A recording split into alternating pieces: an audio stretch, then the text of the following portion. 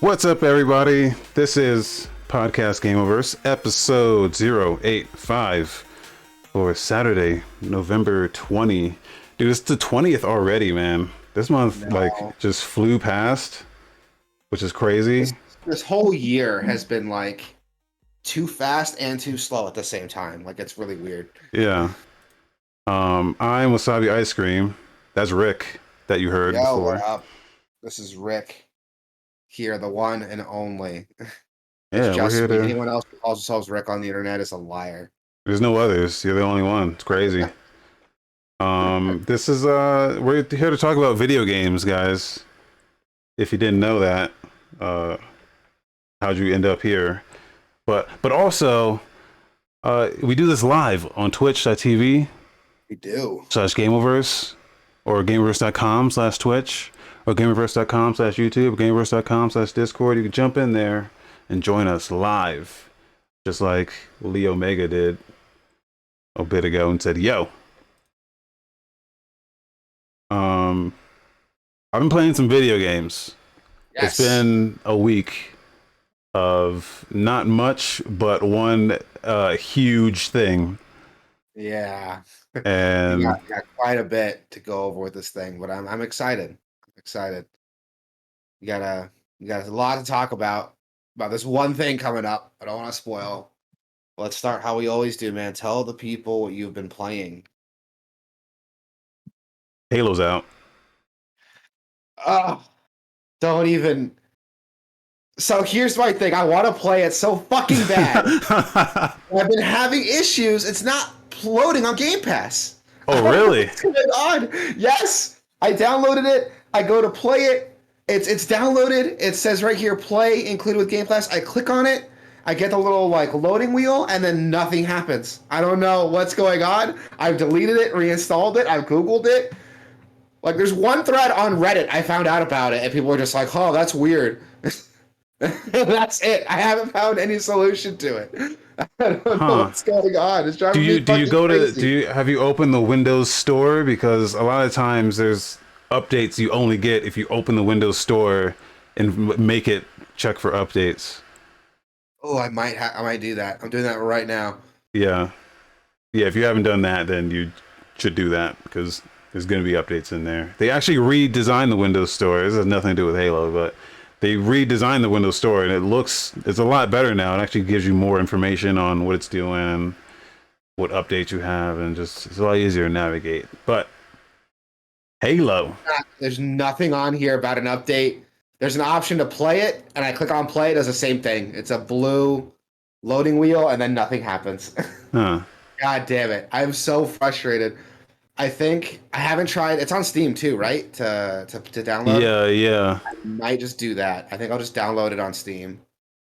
But it's got me fucked up because the beta's doing this to me. What's going to happen when the full fucking game comes out? Yeah, that's weird. I haven't run into any issues with the Microsoft games thing in quite some time. This is the only time this has happened. I've is my fucking Game Pass fucking up? I play in other games nope, that loads just fine. It doesn't even give me an error message, doesn't tell me anything. It's just I click blue loading circle and then it goes away and then nothing happens. Yeah, that's weird. I had a Task Manager running in the background so I can see if anything changes on Task Manager. And I go to click on it, and there's a quick flash, Windows problem reporting program, and then it just goes away. Oh my god, it just opened up. What the fuck? Oh, there you go. Yeah. What happened? What did I do? I didn't do anything different. What the fuck? I swear to God, I've been dealing with this for a week. Oh my god! Well, Halo's out. I'm so mad. I am so mad. God damn it. Well, how is it? Because I haven't been able to play it. Yeah, well, you might not want to close it either if I'm going to just leave that running for the rest of eternity. Can't get it to run, but it's good. It's good. It's great. It's Halo. I feel like it's crazy because I'm not the biggest Halo fan, but when I loaded this up, it felt it felt right, you know. It just felt like everything just rushed back, and it was like running into an old friend again. Which actually I literally did not like 2 days ago. I literally ran into an old friend I haven't seen in a while. Like I was on my bike, he was on a skateboard, and I fucking didn't quite hit him, but almost. But that shit was So crazy. what's up, Anyway, man? but that's what it feels like. It feels like Halo Infinite multiplayer feels like that, man. It just feels like everything, just your memories are just coming back. It's like, oh, this is it, man. I haven't felt this in too long. Which we've had Halo. It's not like we haven't had Halo, but I don't know. My climax of Halo was at Halo 2, and I hadn't really played it since then. It was Reach for me, I think, was like the last Halo I really got into. And yeah, playing this, especially like the capture the flag modes, I really love the capture the flag here. I don't know what it is, but the objective based ones are not great. I find like there was like I did an oddball match and that was like not great. Some of the objective ones not great, but the capture the flag, depending on the map, was just a lot of fun. I had some really close matches, and it's Halo. It's Halo, man.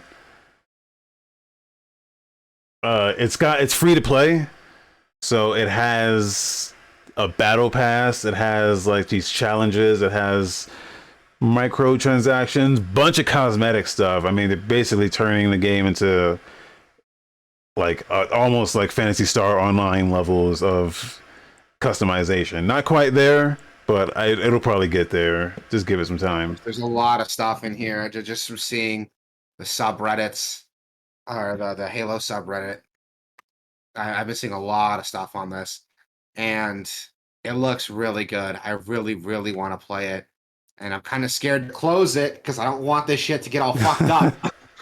But I'm gonna take my chances because if I can't figure out what's wrong with it, I'm gonna try to load it again, see if it plays. Yeah, Nope. they're still calling it a beta, but I didn't really experience anything crazy. Like this is kind of one of the most stable launches of like a highly anticipated game that's happened in a while. There's like zero issues with it from my experience. Stark contrast to like Battlefield, which has all sorts of problems. Very, very unfortunate for them to have launched with so many issues, and then like this just right on its back out of nowhere. I heard there's like nothing good about it. I heard so much bad shit about the Battlefield beta. It's like, which I get it, it's a beta, but still like no, Battlefield is out. That game is not beta. Oh, it's out. It's not that beta? Is out. It's that is out, a launch. Right, yes, that is a launch. Shit. That is embarrassing. I think so. I might be wrong on that, but I'm almost certain that is a launch. So, but I don't know. These games are like they serve different purposes. I think the Halo is more of, you know, it's like it's an arena shooter. It always has been. So it's more arcadey. As Hamtaro mentioned, like while we were playing it, it's more arcadey, but it's just super fun, man. Like, yeah, dude, Halo's good shit. I love it. Yeah. Like that's really all I got to say about that. It's Halo. It's fun. You should play it. It's got me more excited. I kind of more excited for the campaign than the multiplayer. But the multiplayer is so much fun though. There were some complaints about the progression in the battle pass that they have, because it encouraged people to kind of just join a game, knock out whatever missions they had for the battle pass, and then just quit. So there was a problem with that, but they fixed that already. Like they've already pushed out an update that kind of changes the way all that stuff works. But I haven't really looked at that yet, so I'm not totally sure. But they seem super responsive, and yeah, they're super responsive in this kind of in fixing this stuff. So Good on them for being on top of it. It's really I good. really I don't have can't wait much to else to try it. say. I can't wait to try it now. That shit loads again. Um, but yeah, I can't wait to try it. It looks like a lot of fun. I'm more excited for the campaign too, but there's something about like Halo multiplayer that's just there's a magic there, dude. There's a Yeah. magic that I can't quite put my finger on. But no, I'm excited. You also played God, I already forgot the name of the game. I feel bad. Um, you're just playing it on stream about like 20 minutes ago. Next, Space Rebels. Next Space Rebels. Yes, Yeah. that is. Tell the people about that because it's a lot of fun. I like that game. Yeah. I actually wanted to pull up the footage here, but YouTube didn't archive it for some reason, so What a it's not there. bitch, dude. But it's a rocket building simulator, almost like a Kerbal Space Program, but the big twist on it is that you're building rockets for your YouTube channel. You're trying to make content for your YouTube channel, and there's this kind of YouTube sensation called Rocket Girl, and there's this whole like in universe thing, like it's all full motion video. Like they've got actors and sets and stuff, and they made all these videos, uh, like building this universe of this Rocket Girl YouTuber personality, and she issues challenges, and you go and build a rocket that kind of to meet these challenges, and the whole time you record video of your rocket launching, and you're putting it on your YouTube channel, and you're getting comments, and all the comments are like super spot on for like what you expect from a YouTube channel. You're getting likes and dislikes, you're getting subscribers, you're getting more popular, and then as you get more popular, people are sending you requests. Yeah, like you get fans, and they'll send you, "Hey, I'm gonna send you my sister's doll. Can you launch it to the moon?"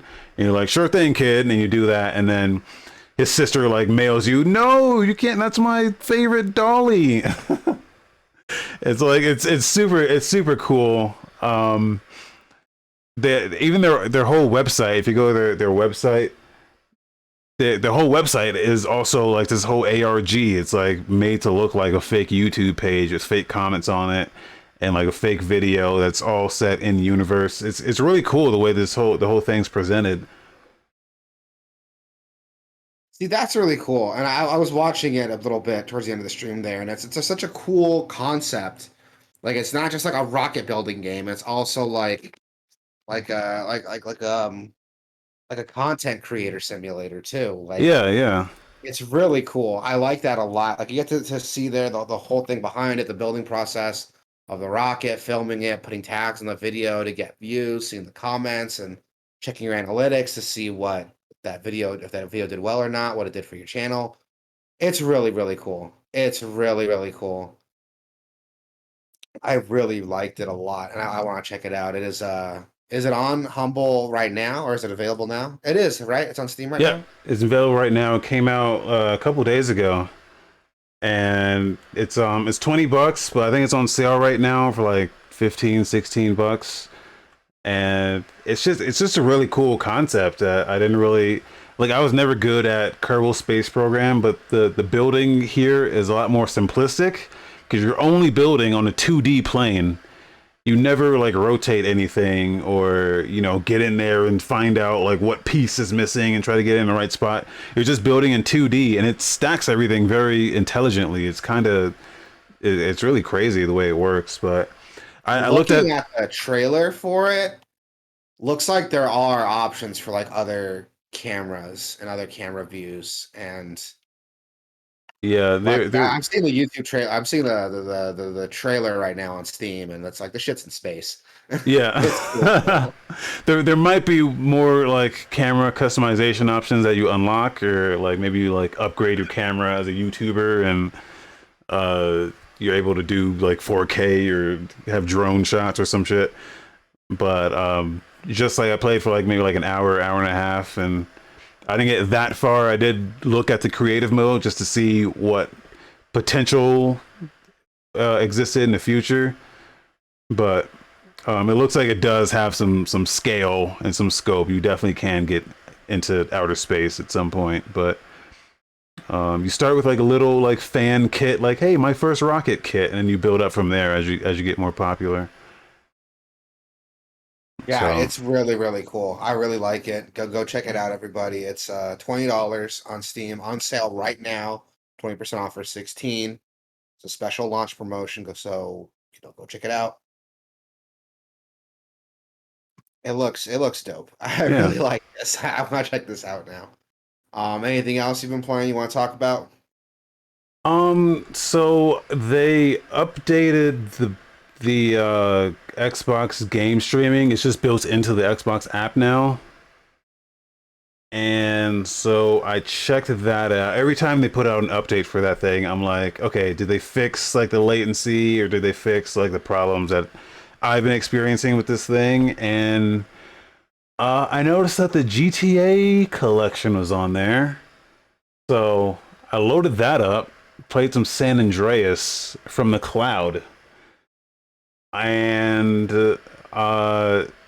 that so my first impressions of it is like this game's fine. It's fine. Like I think people are kind of overreacting. I don't know what you expect from a game that's like over a decade old. Plus, like those games are fucked up back in the days. So when you show like, oh, look at that, I ran into this pedestrian, I flew into the sky, like that happened back then. I don't really expect them to kind of fix that if they're like making, if it's true to what that game was, it's gonna have the same bugs, it's gonna have the same issues. I don't really expect them to just completely overhaul it. You know what I mean? I don't know. But the last time I played that game, I was like a child, so I didn't really understand all the story beats it was doing, all the stuff. You know, you play those games and it's just like, yeah, Grand Theft Auto, I'm gonna shoot some people and fuck some hookers and shit like that. You don't really care about the story. The story of San Andreas is fucking good, man. I mean, it's not like they've definitely gotten better with time. Definitely with like GTA 4 and 5, they've really gotten better with their storytelling. Yeah. But it's so good. I was like, I was like enticed with the story, like from the jump, in a way that I was not when I played it as a kid. It was actually eye opening. How good that fucking story was. I was like, oh shit, man, there's some real shit going down. His mama died, man. We got to find out who killed our mama. Uh, It's really cool because like I never grew up with Grand Theft Auto. yeah, I think I told you guys this. My dad was a gamer when I was growing up. Still plays games. So it wasn't like, they bought whatever game I wanted. My dad knew the games that were coming out. He knew the content in them. So he was like, "Fuck no, you're not playing Grand Theft." Like he was very firm on that. I never got to play it when I was a kid. And as I got older, I was able to get GTA 4. I think was the one who we finally like let me like play it. I was able to like pick it up on my own. But at that point, like I had never played any of the past games. And I think Gears of War 2 was coming around at the same time. So I was like, well, I want ooh, that. Well, not GTA. I want Gears of War 2. So I didn't really play a Grand Theft Auto game until like 5 when I was able to buy it myself. And I was like, this is okay. The story's really good, but I didn't, it wasn't my cup of tea.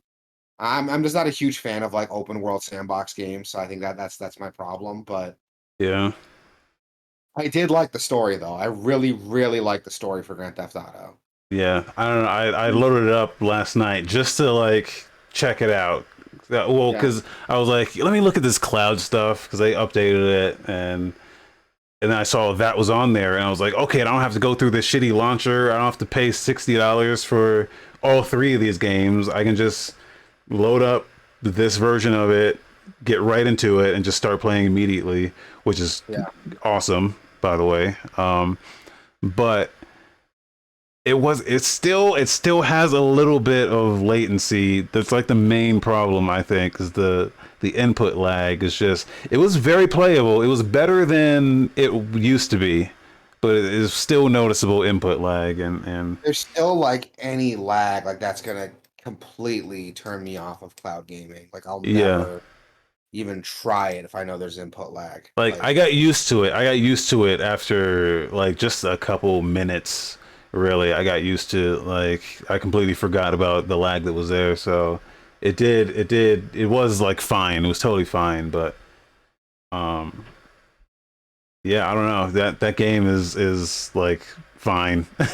The game itself is fine too. Like it's I kind of have a new appreciation for it now, like as an adult playing it than I did when I was a yeah. kid. Like, how old was I when that game came out? I was in like sixth grade.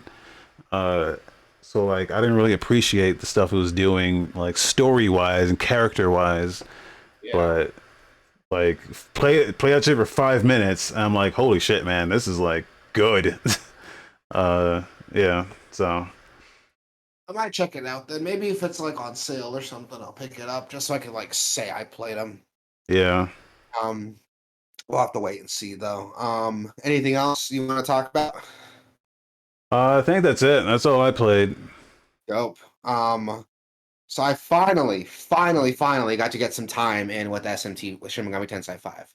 Okay. As you know, I had some issues with GameStop, getting my pre-order.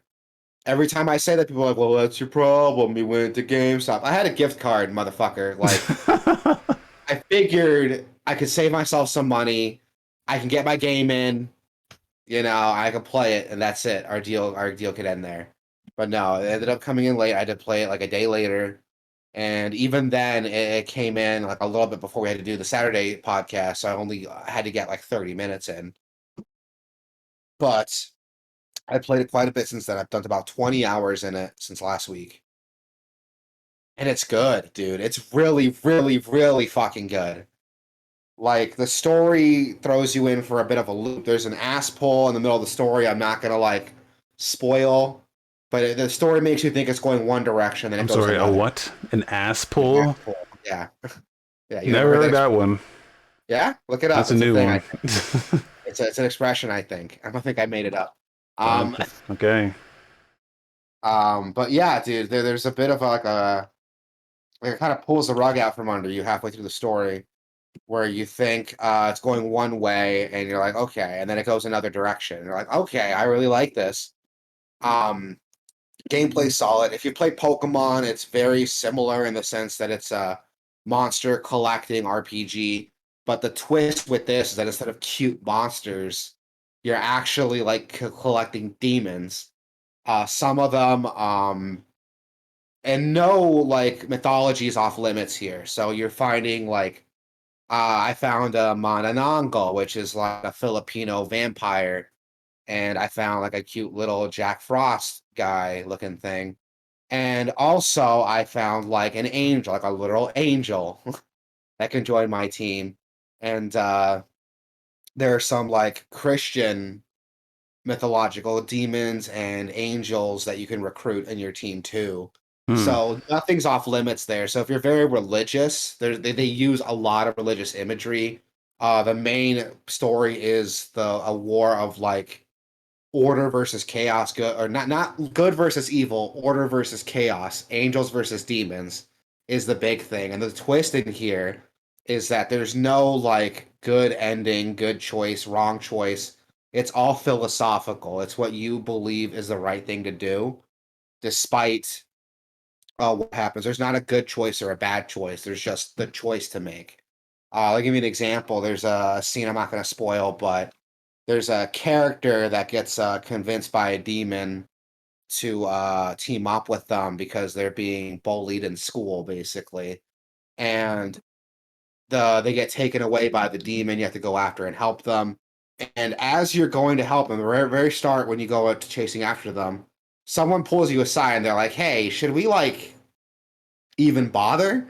Because this person like went against us. They went with the demons. Should we even bother helping them? They killed like three people. I think we should put her down." Shit. And that there's like a choice there. So you're like, he's got a point. Like, why should we save this person? They killed three other people. Why should we save them? And even early on, like that same demon like held another person hostage, and the angels are just like, our orders were to kill the demons. If people get in the way, that sucks to be them, but we got to kill these demons. So there's a gray area there between what's right and what's wrong, and I really like that. The game kind of lets you make those choices. Um, and it's not easy either. It's a very hard game. The game has, if you ever play Persona, it's a very similar system. You get extra turns if you manage to hit an enemy with a critical attack or a weakness, but enemies can do the same thing to you. So you got to be careful. You can get your whole team wiped out if you're not you don't have good team composition.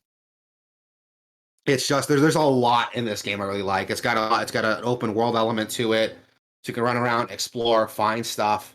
Kind of Breath of the Wild light in the sense that there's a lot of open space to explore, collectibles you could find.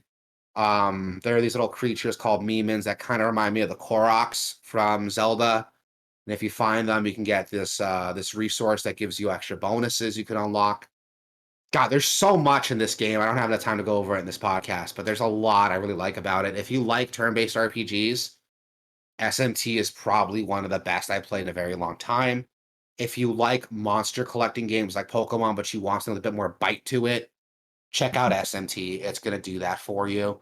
Um, the community is really upset because a lot of reviewers are comparing it to Persona. So I'm going to come right out and say it. If you liked Persona, what did you like about Persona? Did you like the story of it, the characters, the making friends? That's not in here. So if that's what you want out of your RPGs, that's not in this game. This game is about recreating existence how you see fit and recruiting demons to fight for you. And there's if you liked Persona for the art style, the characters, the funny like character dynamics, that's The not in here. music. The music's still good. It doesn't do the Japanese rock that you get in Persona, but SMT has its own really good tracks. They're very atmospheric, industrial, heavy metal tracks that are in there that are really good too in their own right.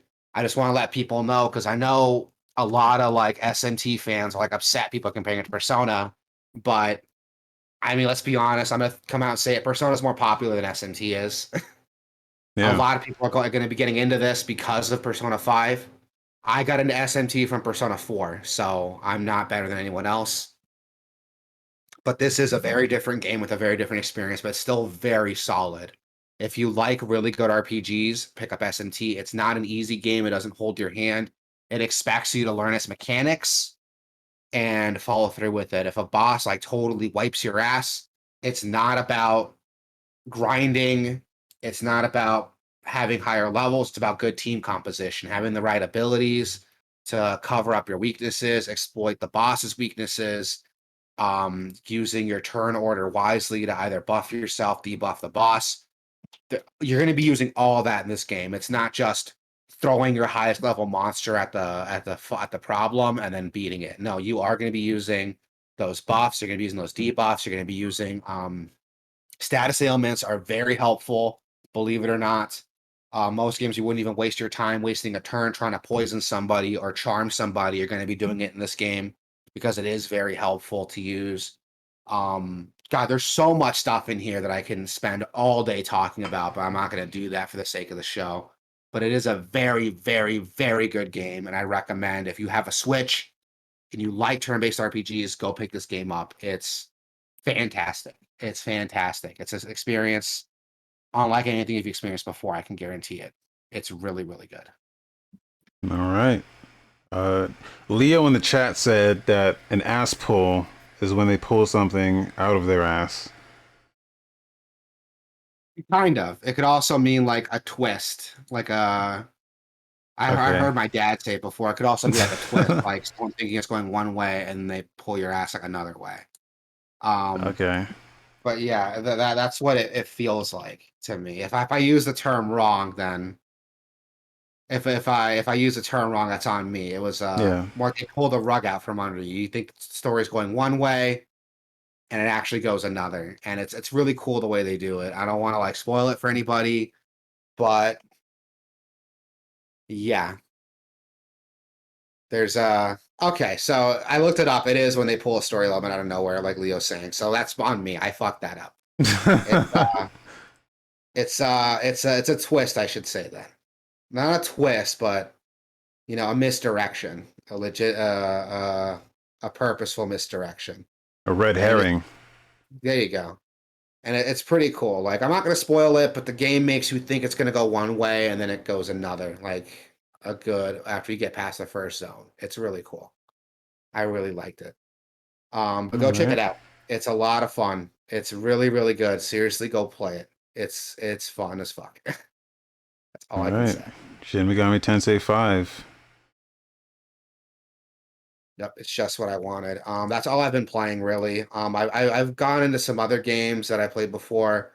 Trying to get some more time in with the Mass Effect trilogy. I'm still playing that, believe it or not. Just trying to clean up to get some more trophies. But that's about it. The main thing we want to talk about though is fuck Activision Blizzard. If you guys haven't been paying attention, a couple, God, like what, like not even a year ago, there was a lot of people coming out about sexual misconduct and inappropriate workplace conduct at Blizzard. Very, very, very aggressive allegations of rape, sexual assault, all getting swept under the rug. Well, there have been some updates in the case since then. Um, Tuesday, the Wall Street Journal published a report alleging that Activision Blizzard CEO Bobby Kotick was aware of the sexual misconduct allegations against the company, which, if you guys remember, go against Blizzard's claims that higher ups knew nothing about this. If they had known about it, they would have stepped in and done something about it. That's turns out, that was a fucking lie. Yeah, and it also came out that they might have misled their shareholders or their Yep. investors about their knowledge of all this stuff. So that was another Yeah. thing. But then the shareholders came out, or I guess the board of directors came out and was like, no, we totally back our CEO Bobby Kotick. He's an upstanding citizen. He would never let something like this slide under the rug. And pretty much their endorsement of Bobby Kotick kind of spit in the face of all of the people who were coming out against him Yep. and making all these claims. So when they backed him, basically over 1,000 employees kind of just backlash and say, "Hey, no, we don't we're not gonna stand for this." So they're now petitioning to remove Bobby Kotick as CEO of Activision or have him step down and be replaced. And right now, that signature. Now, when I wrote this, we've had to update this a couple times, but when I wrote this, it was sitting around 1,700. Let's see what it's at now. It is at still at 1,700. So almost 2,000 signatures. And you can look at this as an open Google Doc of just Blizzard employees, contractors, um, Activision employees, and just like subsidiary employees. Yep. Uh, There's signatures from people from like Sledgehammer Games, Toys for Bob, Activision.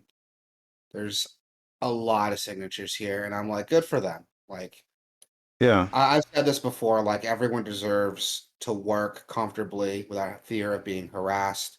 And they also deserve that their claims go listened to, that there's not going to be any backlash against them for speaking out against, improper workplace treatment. And it's good to see this happening. It's good to see that people are stepping up. They're not taking this lying down. And Activision's sweating a little bit. Um, we have PlayStation and Xbox reevaluating their relationship with Activision given the circumstances. And good. I'm sad that it took this long for this to happen. It took the problem literally being like too big to hide anymore. for it to happen, but it's good. I hope this sets like a precedent for not just game companies, but any other big businesses. I know there's a big problem in tech, like Yeah. at something that other people reevaluate how they take complaints like this, how they take allegations like this. Yeah, and we Um, talked about the Ubisoft last week, which yep. they're kind of teaming up with some of the Activision um, stuff, and they set up their own thing to kind of help change things industry wide, more so than just like at this specific company. Like they want things to change like in the whole industry, which Yeah. is good. Very good. Very good. This industry needs to evolve a little bit. And I Yeah, like seeing this. I love seeing this. I hate that it took this much for it to get to this point. I wish the last straw was a couple thousand straws back, but I'm glad we got to that point eventually. And it's yeah, good to see this happening. It's good to see Activision sweating.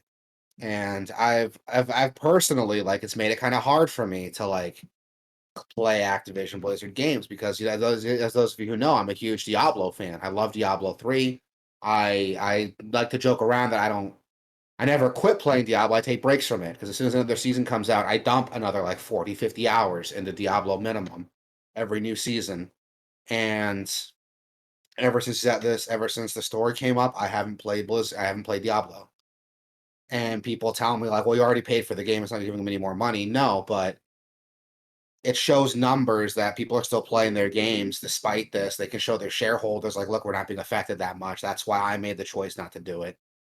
yeah. Um, you know, anyone, I'm not going to sit here with the holier than thou attitude. If you want to play their games, nothing stopping you. I'm not your dad, but that's my personal opinion on it. So take that how you will. But that's why I'm not playing anything from them until this gets resolved. Yeah, and there's a second petition that Yep. anyone can sign on change.org, which let's see what that one's at. That's at 20,500. 20,000. Yep. So, and I think they're trying to get to 25,000. So they're almost there at their I think goal, but 25,000 is like their next like stretch. yeah. But yeah, I'm signing it right now. Yeah. And I think I threw them like $3 too. I don't know what that's for, but I think it's just like to get it on like socials or something. But yeah, so anyone can sign this change.org petition, and yeah, I don't know. I've vowed to stop playing or streaming Activision games and Ubisoft games until something changes, like something changes. Um like not even that I want to see better game, like the games don't even matter at this point. It's the people Exactly. working on those games that need better standards for themselves. So it's a bummer that it has to get this far for anyone to care about it. But I don't know. Hopefully something changes. Hopefully something Yeah. happens, and these people don't have to like fear going to work. You know, working their dream job, they have to do it out of fear that I don't know they might get harassed or anything. Or even worse, like there might be like repercussions for reporting harassment. Like Yeah, that's yeah, the worst part of it. Like nothing coming out of it and then, getting in trouble with your superiors. Suddenly like, you report sexual harassment the next week your boss is like, "Hey, I want to talk about your work performance." yeah, You know what I mean? But yeah, that's something I'm a huge advocate for work safety, obviously. Like I think we nobody likes going to work. I'm gonna go out, tough take there, but nobody likes going to work. And if you do, you're a liar. But nobody likes going to work, and to see someone have to deal with that on top of working a full workday, like that sucks. That's fucking terrible. And I hope we get some industry change out of this, but we'll see what happens.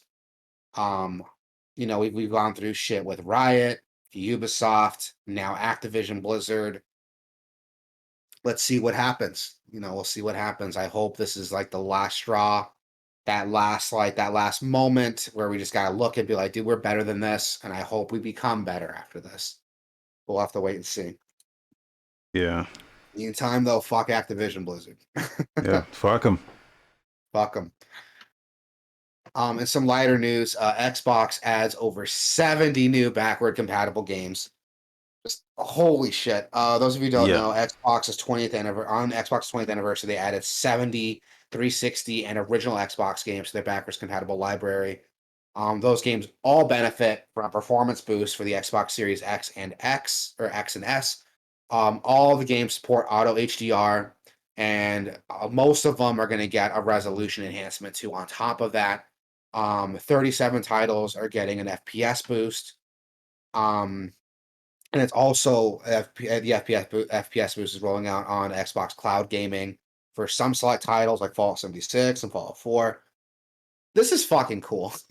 Like, Yeah. how is PlayStation still not doing backwards compatibility? Like, that drives me fucking crazy, dude. Yeah, and this is one of the things that I highlighted. This is probably the only thing I highlighted. I don't know, I got some stuff in there. But I highlight this line where they said, "We believe in celebrating gaming and preserving its legacy." That's one thing that video games are failing at, is like the preservation aspect, at least like officially, because there's a bunch of people dumping their ROMs and sharing their ROMs and stuff, but that's like frowned upon by the normal person. The normal person, the higher ups. It's the fucking the companies and the developers. Not even the developers, the publishers are all the ones that are pissed off about it. Sure, but it's a step that has to be done because they're not doing it. So I agree. Yeah. But also it's difficult to just, if I wanted to play Arkanoid on my NES, I would have to have an NES physically and the cartridge to play it. Whereas TV, like too, that works with it. Yeah, if I wanted to watch like the Blair Witch Project, I could just probably just go on like some streaming service and it's just there. Or like it's like video games is the only media where it's difficult to go back and experience the old shit, like the legacy. Whereas if I wanted to watch like an old movie, it's just, you can just get it. You can just flick your fingers and get it. Or like if I wanted to listen to some Led Zeppelin, I could just get it.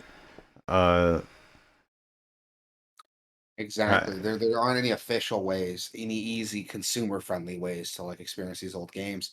And it's great to see Microsoft making a step towards it. And not just that, they're not just preserving the original game, but they're also like, hey, here's some enhancements to it to load times, FPS, resolution. There's HDR support. No one asked for HDR support, but it's there. Yeah. You could turn it off if it fucks with your shit. Which I'm just gonna go out and say it. That's already fucking more than what fucking Nintendo's doing with their Switch Online expansion. Yeah. Where they dump the most generic fucking basic ROMs with the most generic basic emulators that fans have already made improvements on in the past like 20 years. Jesus, just go online and look up like side-by-side comparisons of Ocarina of Time on original hardware versus the ROMs that Nintendo's using versus something some dudes did like over 10 years ago. It's fucking embarrassing. And this isn't even more. Yeah, they're charging more for that than we're getting charged for Game Pass. Like, come on. But this isn't even, you don't even have to subscribe to this. If you own the original disc, all you do is pop it in your system and you play it. Like that's it. I think you download like a little compatibility layer, but other than that, you play your original disc if you have it, which is insane.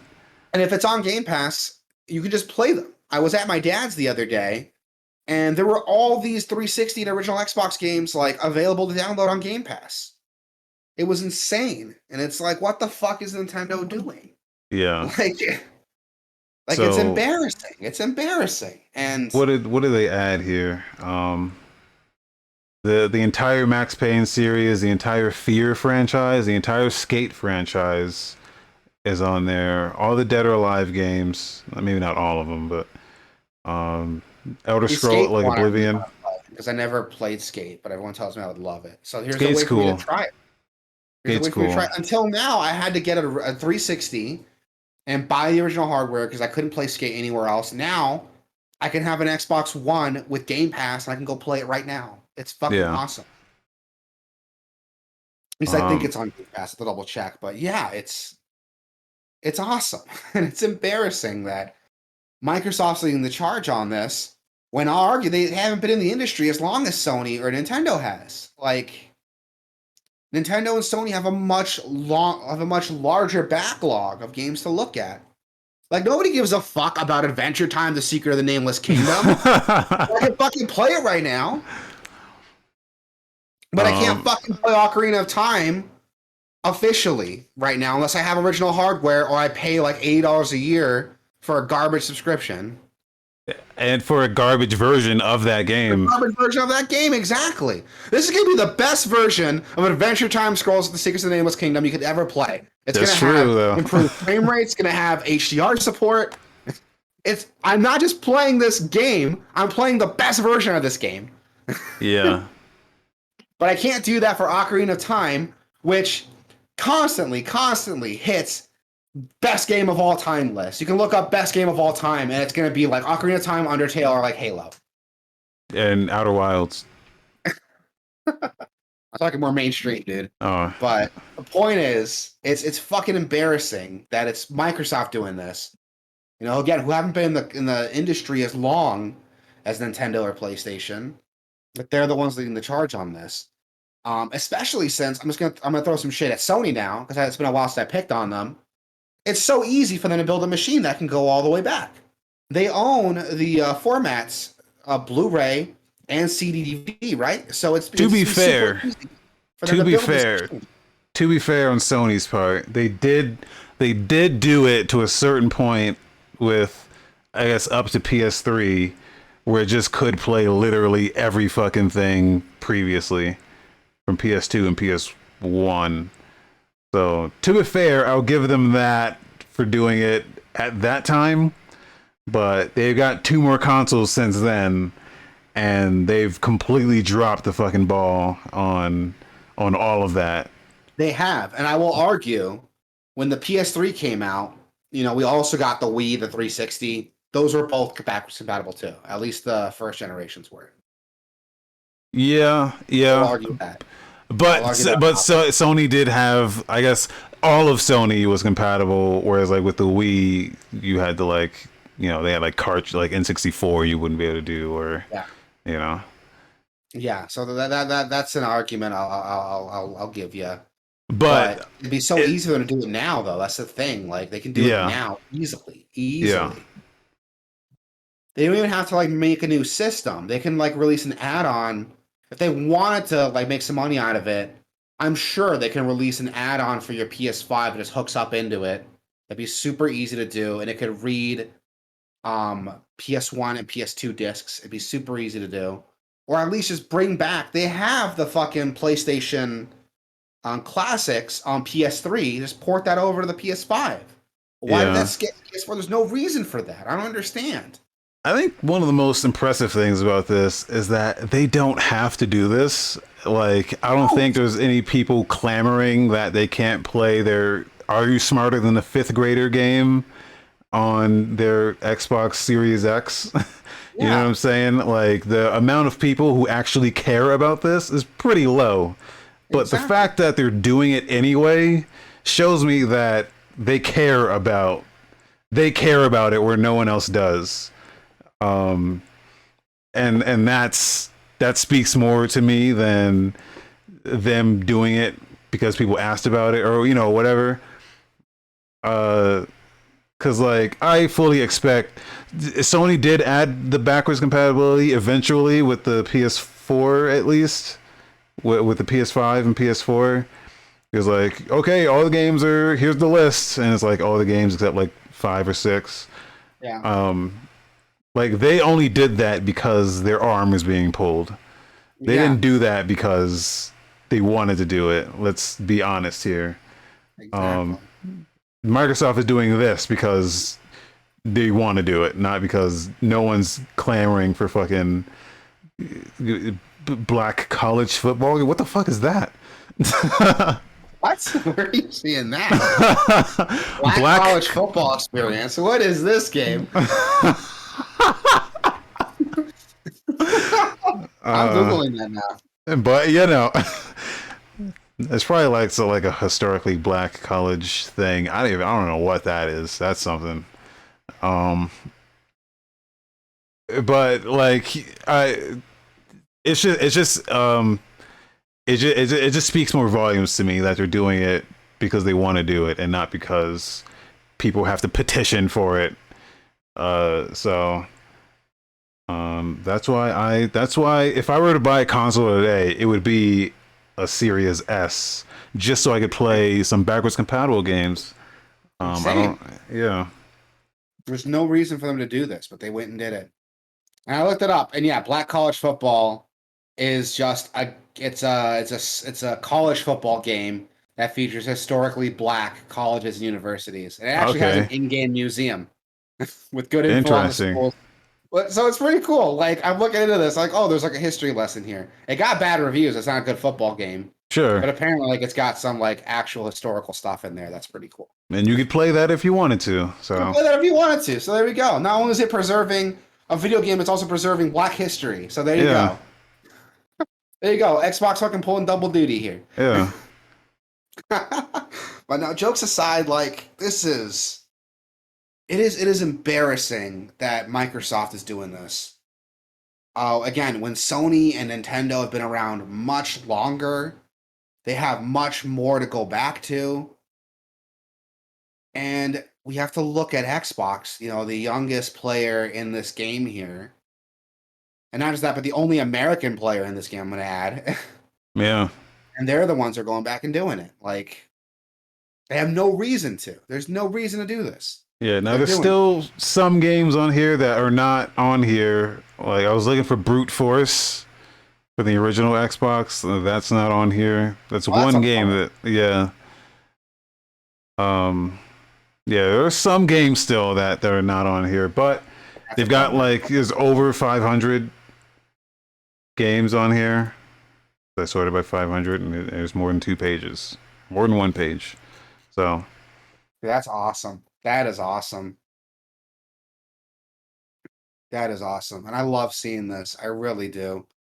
I really like seeing this. I really hope we can see more of that in the future. I don't know how far this goes, if I'm being honest with you. Like, Street Fighter 4 is on there. What about like all the DLC for it? Like, would I still be able to play that? Do I have to buy that separately? I don't know. oh yeah, But SSX that Tricky is not on here.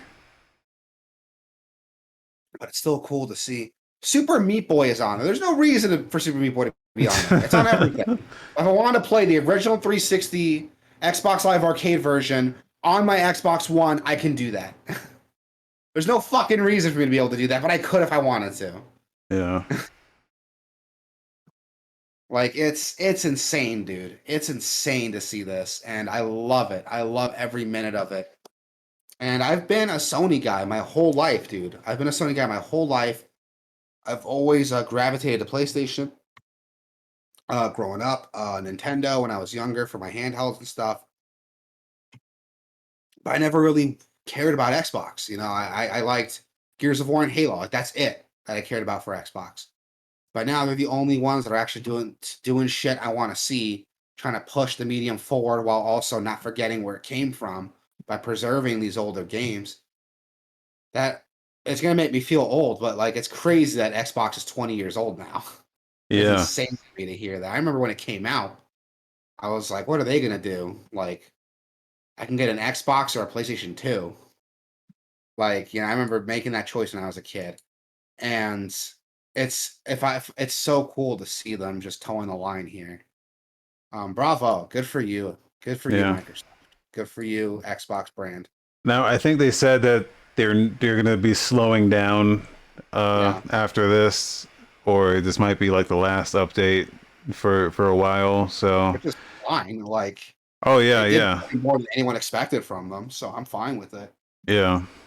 So, um, shout out to Xbox, man. You know, we keep like this is not an Xbox podcast. I just want to make that clear. But when you It's do good things, we got to talk about it, man. This is a you good thing. do. Just as equally, when they do bad shit, we're gonna talk about it. Like if this Yeah. podcast had been around, if this podcast had been around when Xbox, I'm not gonna forget the mistakes they've made. You know, if this Oh, podcast of had been course. around when Xbox announced that the Xbox One was gonna have a Connect included and was required, we would be shitting on it hard if we were doing the podcast back To then. be fair, I just want to make this clear. Okay, so their plans for the original Xbox One, I was on board for that. Like I was like, how it had to be like it would like be basically a connected device at all times.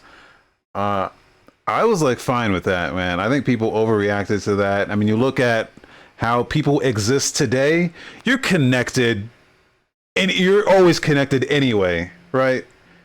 Like your phone's connected, you hook up your console for the first time, you're gonna connect it, you're gonna go online, you're gonna download all the updates. I mean, if you didn't do that, you'd be fucked. Like, come on, you wouldn't be able to like if you were to play No Man's Sky and you never connected online, it would be you wouldn't.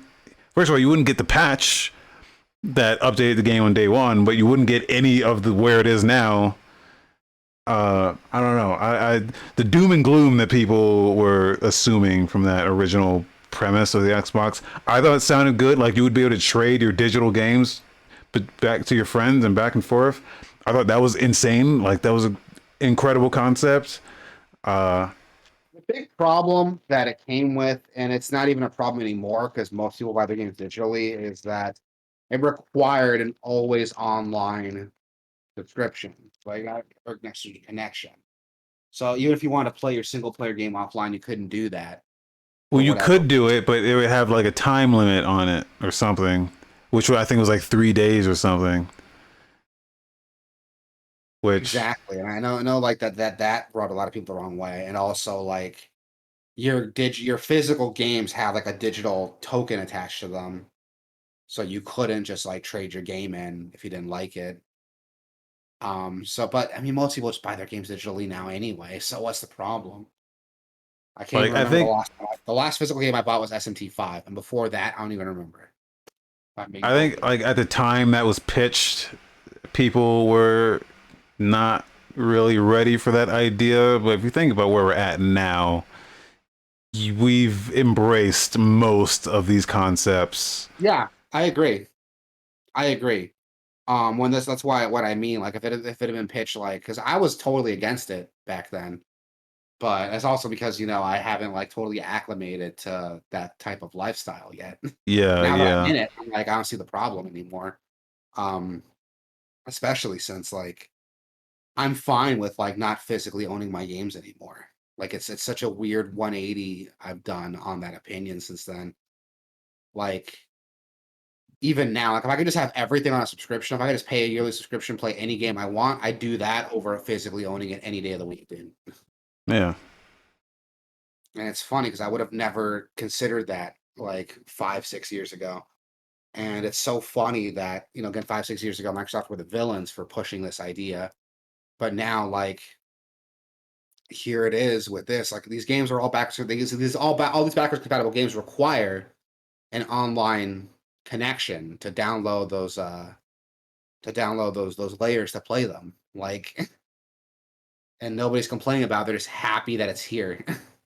yeah, So it's funny to me to see that, and I do like it. Again, like you mentioned before, we're not an Xbox podcast. We are a video game podcast. But if you do good shit, we're gonna talk about you. Just as much if you do bad shit, we're gonna talk about you. Like I spent a good chunk of time shitting on Nintendo for trying to do this, but not as good, and charging way more. But this is yeah, dope. I love this. Keep it going, Microsoft. Like you guys are doing great. You don't need me to yeah. tell you I'm that. excited. Like I said last week, it seems like they're building up to for something a lot bigger. just with the recent movements they've been making, I'm curious to see what they're actually planning, what their end game is here, because That's the same. they're stacking up some good stuff here. So They really are. I can't wait to see where they go with it. But moving up, we got some quickies to hit on. Game Awards 2021 Game of the Year nominees have been announced. If you guys want to check that out. So voting's open right now. It's for Game of the Year. We got Deathloop, It Takes Two, Metroid Dread, Psychonauts 2, Ratchet and Clank Rift Apart, and Resident Evil Village. so I haven't finished It Takes Two, but that's probably gonna get my vote. I would have said that until I played Psychonauts. Yeah? Well, first of all, it's crazy that It Takes Two is even on this list. Can we just recognize that? Yeah. Because I feel It came like out super early in the year. It came out really early in the year. It's a much smaller game than the rest of these. and if you remember, while we were playing it, I kept saying, dude, this is Game of the Year already. Early Game of the Year. Like, I called it as soon as I played that shit. I was like, oh, this is incredible. And it's just, but I never expected it to be accepted by the gaming public. Yeah. You know, because it's just one of those like small indie style games. It's not indie, it's published by EA, but it's a smaller game that you can only play with like if you have a buddy. It's not Mass Effect. It's not, any of the sports games they put out. This is a much smaller game. You got Fox and Fox Searchlight. You got EA and whatever studio put together It Takes Two. And it's really cool to see that it is getting recognized. And it's up there with Metroid Dread, fucking Ratchet and Clank Rift Apart, Deathloop, really big deals this year. Yeah. And this game came out before all of them, and it's still on that list. Like, that's awesome. Yeah, a lot of times people forget about the early, the January, February games. Yeah. And this one was super early, and people kind of did forget about it, even like right after it came out. It kind of wavered off a bit. It's still good. Like it's still So the very next category is best game direction, and It Takes Two's on there.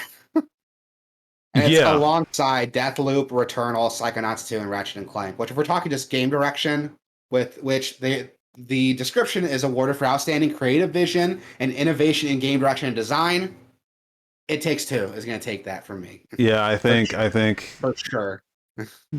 Psychonauts is really fucking good, but it is just like another Psychonauts. Not just another Psychonauts, but It Takes Two is also on the category for best narrative.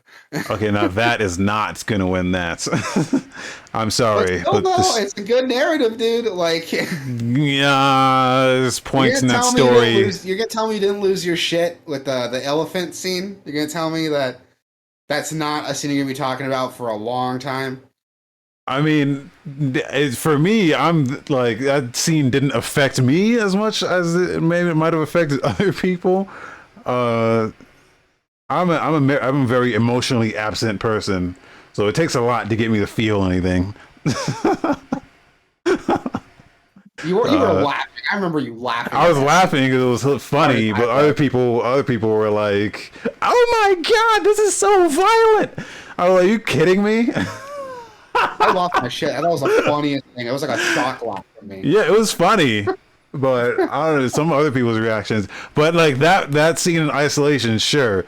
But if we're talking about the entirety of the narrative, I don't think it hits. I don't think it hits.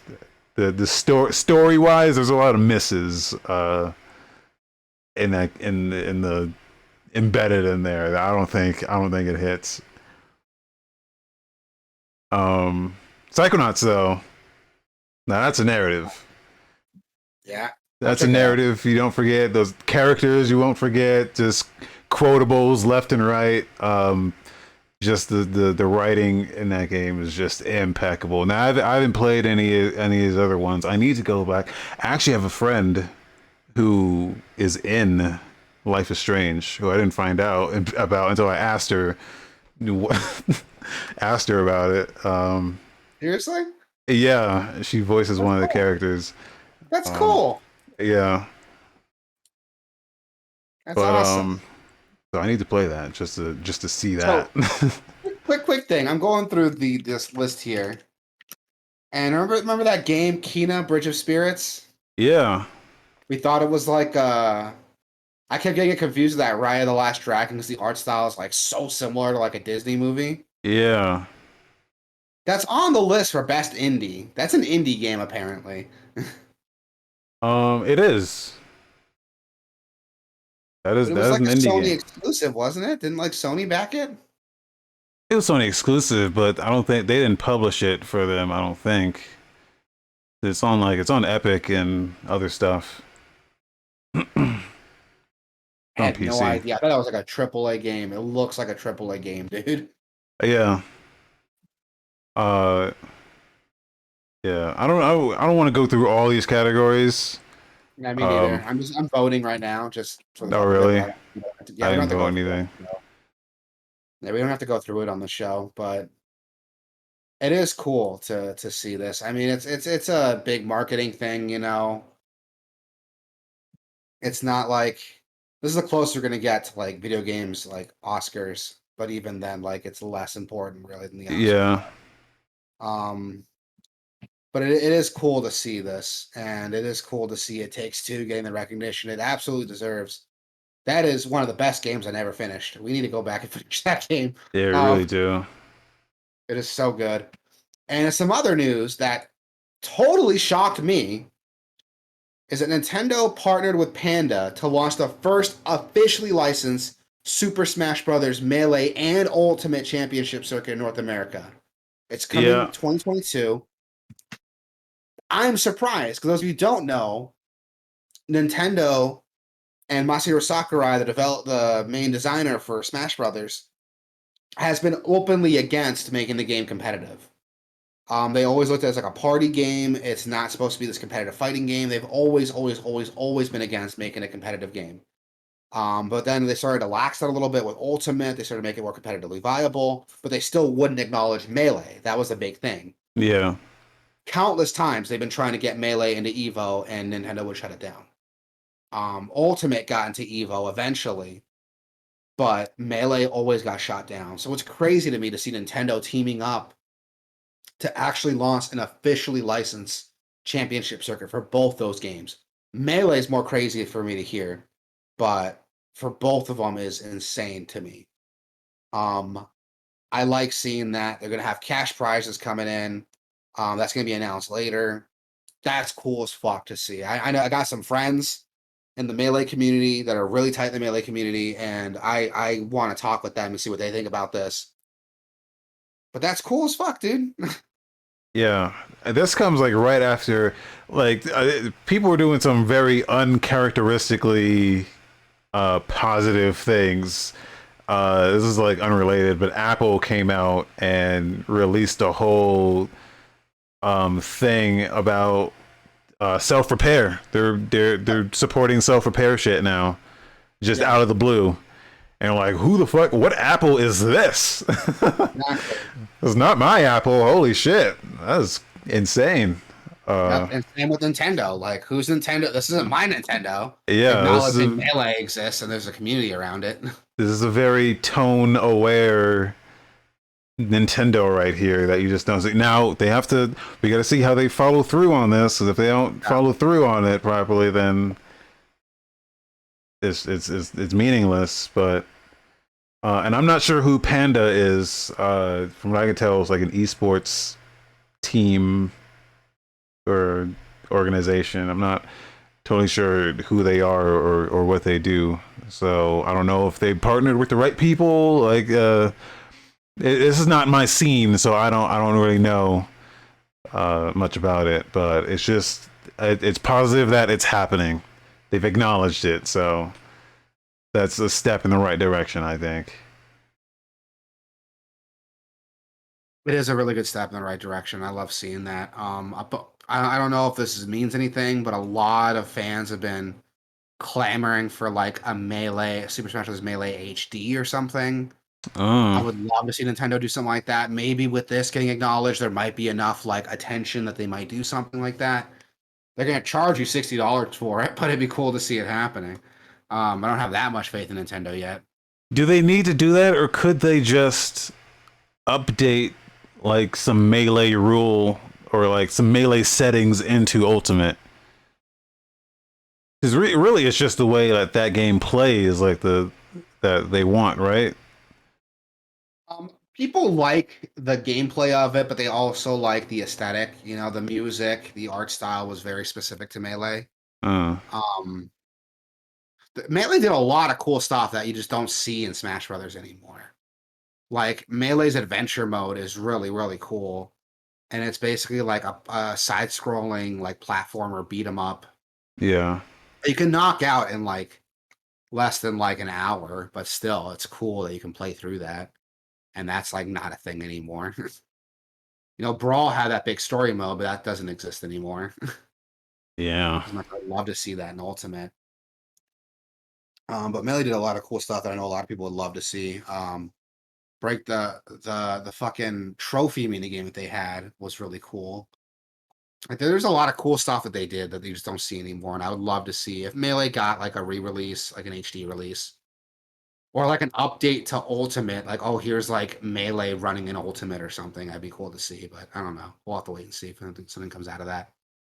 Um, but yeah, it's really cool to see. Again, I don't know who Panda is. I've never heard of them before. I'll have to look up to see what other stuff they've done, but they got their work cut out for them, dude. The Melee community is very, very tight. Even Uh, Walmart is here. huh? Walmart has Walmart Canada sent them a congratulations. Oh, It that's says funny. um It's blowing up on Twitter, and I'm cool with it, dude. I love seeing this. We'll have to wait and see though, like what comes out of it. Panda again, they got their work cut out for them because Melee fans are super fickle, dude. Um, so we'll see. I want to see what the Melee side of this looks like how yeah. much what the Melee side looks like, because I think Melee fans are super fickle because like a lot of them only play on original hardware, so much to the point that if you go to any Melee tournament, they all play on CRTs because apparently like that's the like the only like lag proof or input lag proof way to play Melee is on a CRT. And they all play on original hardware, so we'll see if Panda could like get that together and get that going. But we'll have to wait and see, man. This is really cool though. It's very uncharacteristic of Nintendo to be that self-aware. Speaking of self-awareness, we got a note from Rockstar Games about the Grand Theft Auto trilogy. Yeah. um, they just want to They've provide an up. Yeah, you handle this one because you've actually played. well they don't say, they just say, "Hey, we hear you and we're going to fix the game soon. But stop sending us death threats, please. Uh Stop sending people with death threats that make your video games, okay? It's not a positive thing to do. I don't know why that has to be said. I don't know. People were fucking stupid, man. Speaking Uh, of stupid death threats, did you hear about the Taylor Swift thing going on? Did you hear about that? no, what's that about? No, side note. So I guess Taylor Swift like lost the rights to the masters of her original albums, and I guess like her like producers like fucked her out of them, and so her original albums don't. She doesn't have the original masters anymore. So in a totally like baller move, she like re-recorded some of her first albums, that should and relaunched them, you know, with her own production company. So now like she owns the masters to them. Oh, so Sales off. that's what the Taylor's version is. Yes. And it got a lot of positive press. A lot of Taylor Swift fans bought them. The problem is, I guess there's some songs on there that reference like these 10-year-old relationships with like Jake Gyllenhaal and John Mayer. And so a lot of like Taylor Swift fans are, like sending them death threats. Can you imagine? Aren't they old Can you songs? imagine? Yeah, these are like 10-year-old relationships. Can you imagine? You date some bitch like 10 years ago for like a couple months. And then just out of nowhere, 10 years later, she like releases a song that she wrote about you when you guys were dating. And then you're getting death threats from people over it. I can't imagine that actually, but we won't get into that. It's insane, dude. And I was hearing about this. I was like, these are. I can kind of understand this like a new thing. I still don't agree with it. I can kind of understand it. But these are 10-year-old relationships. This album is like a 10-year-old album. These songs were written 10 years ago about people. I'm sure the relationships were fresh when it happened, but this is 10 years old, man. How are people going to take it into their own hands? Yeah. Well, these games are just as old, and people feel just as entitled to threaten people's lives over what they think is theirs. Yeah. So, I don't know, man. Just please stop it. Don't like. These are real people, okay? I don't know. It's like, I don't even know what to say. I'm not gonna say anything. Just they're working on it. Okay, they're gonna fix the game. Now it's a bummer that it had to happen in the first place. I'm not gonna give them a pass on that. They should not release a broken game. Yeah, but you just talk shit about the company, Yeah. Yeah. I don't know. It's they're gonna fix it. Okay. Now what is fixing it entitle? I don't know. I don't know what's included under the change log on that. You're gonna have to. I played San Andreas. Like I don't know what people want. Do they want like a complete overhaul of just everything, or do they want those original games just in a slight facelift? Now I will agree. Some spots are like, yeah, you just let the AI do something, and you didn't bother to check it. So there's a lot of like spelling errors where the AI was like, oh, this might be a K, but it also might be a J, or it could be an X. Like there's some of that where like I saw like the 6 turn into a 9 or some shit like that. Like that stuff they could fix, but and like maybe like the rain, I guess, is a little much, but other than that, I don't know what the problem people have is, aside from like you couldn't play the game that you bought, but you can play it now. Anyway, they're gonna fix it. That's all they're saying here. It's not really. If you want a Simpsons bit that like aged very well, I'm gonna send it in the stream chat right now. But this whole situation kind of reminds me of like this clip from The Simpsons, where basically a comic book guy's like bitching about like a show, and Bart's like, "Dude, who are you to like complain about it?" And like to do this, and he's like, "Well, as a fan, I think they owe me." And he's like, "What do they owe you, man?" He's like, "You got like thousands of hours of entertainment from them. If anything, you owe them." Last night's Itsy and Scratchy was, without a doubt, the worst episode ever. Rest assured that I was on the internet within minutes, registering my disgust throughout the world. Hey, I know it wasn't great, but what right do you have to complain? As a loyal viewer, I feel they owe me. What? They've given you thousands of hours of entertainment for free. What could they possibly owe you? I mean, if anything, you owe them. Worst episode ever. This is like a 15-year-old episode, man. It's crazy to see like how ahead of the time Simpsons were, but hearing like fans and stuff complain about something like this, like it reminds me of like same energy there, dude. Yeah. Yeah, I don't know what it is, man. People just feel like they're owed. Yeah. Yeah. And some points it's like valid, like like tangent here, but with Diablo Immortal getting announced, I saw a lot of articles like, who are you to complain? Why do you feel so entitled to the game you want? It's not like you made the thing. And it's like, dude, that these people like paid money to go to this event. Blizzard like hyped up that we would be seeing a new Diablo game, for them to like pull the rug out from under us and tell us, oh, it's a cell phone game. Like, yeah, people are gonna be pissed off. Like, it's not the same thing, you know. Yeah, If you sent but death yeah, threats over that, you're still a piece of shit. Don't get me wrong. If you sent death threats, you're still a piece of shit. But I feel like this entitlement is like deserved for that situation. yeah, but that's like a new game.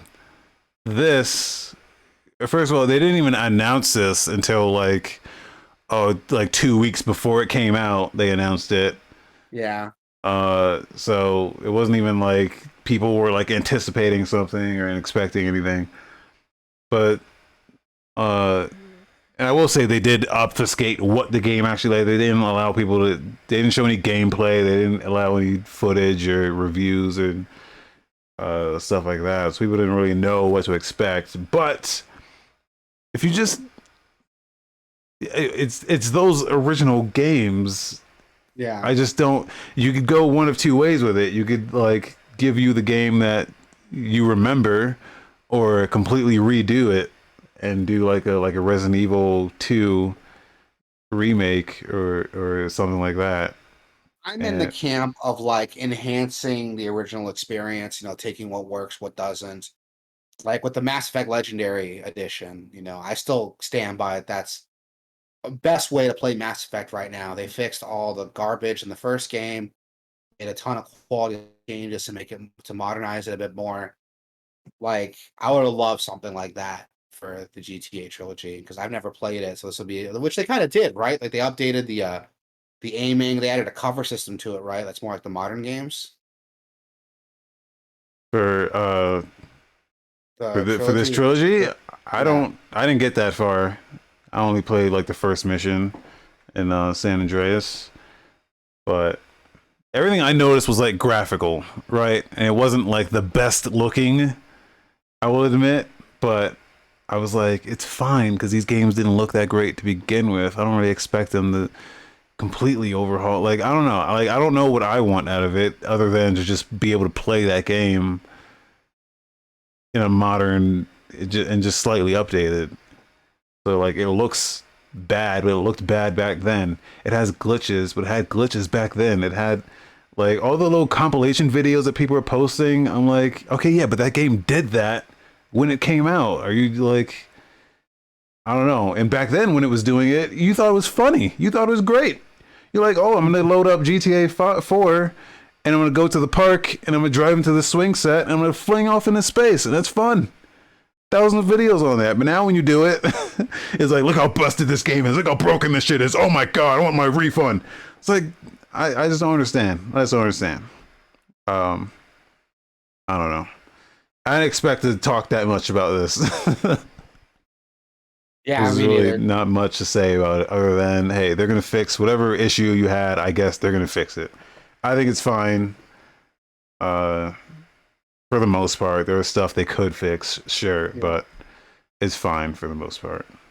Exactly. Um, Speaking of Grand Theft Auto and open world crime games, we got Saints Row, the new like Saints Row reboot was delayed to August. It was set to come out February 2022. Yeah. So in like what, like 4 months? I didn't know it was coming out that soon. And it got delayed to August of next year, which you know it's fine. You know, I'm not gonna sit here and be like, oh, how dare you postpone this game? I didn't pre-order. I'll go kill yourself. Like, no, no, I didn't. I didn't want that. I'm in the camp. I like it when games get postponed or delayed because it lets me know that hey, they're putting some effort to make sure the game like works when it comes Yeah. out. So I And like seeing that. Games getting delayed are only good news to me. especially with this one being such a significant delay, like they're delaying it like an entire like half a year, pretty much. Yeah, It seems like they want to make some significant changes to it. yeah, Which when they were showing that game off, I was like, yeah, this looks cool, but I don't know if because you've got like you have a set protagonist now, who's you know I think in those original games you could kind of create your own character, but this one's like a set character who has her own story, and I don't Not know, just kind that, but of. like the aesthetic for it. It went from like the Saints Row games have always been like balls to the wall, like crazy, Yeah, but it's really pushing on this like hipster millennial like look to it, kind of like what we got in like Watch Dogs 2. You know what I mean? yeah, yeah. Like So I'm I think like yeah. they're Okay, they're so I'm they're not just imagining it. they're trying to figure out, I think, where exactly they fit still, because I don't know, the landscape has changed since the last Saints Row came out. So Oh yeah, the sex dungeon mission and like Saints Row 3. I don't think you can get away with that now. so I don't Like know, that, maybe he's a pimp with a fucking with a pimp cane that has like a microphone on it that translates all shit to auto tune. yeah, Like that's funny as hell, but I don't think that would get the same laughs like in this day and age that it did back then. yeah. Um, So I don't know. I think they already have their ideas, but they're kind of. It seems like maybe they just want to reevaluate where they want to take things. So that's it's cool that they're working on it. I don't even know if they put out this whole statement, and I even read it to say like what they're actually saying. Why they said COVID, of course, but um yeah, I don't know. Just I hope it's good. That's all I can really hope. It's good. I hope yeah, it's what they want it to be. Most importantly, so. yeah, I do too. And like again, I'd rather hear the game got delayed, come out in August. It's a good game with no controversies.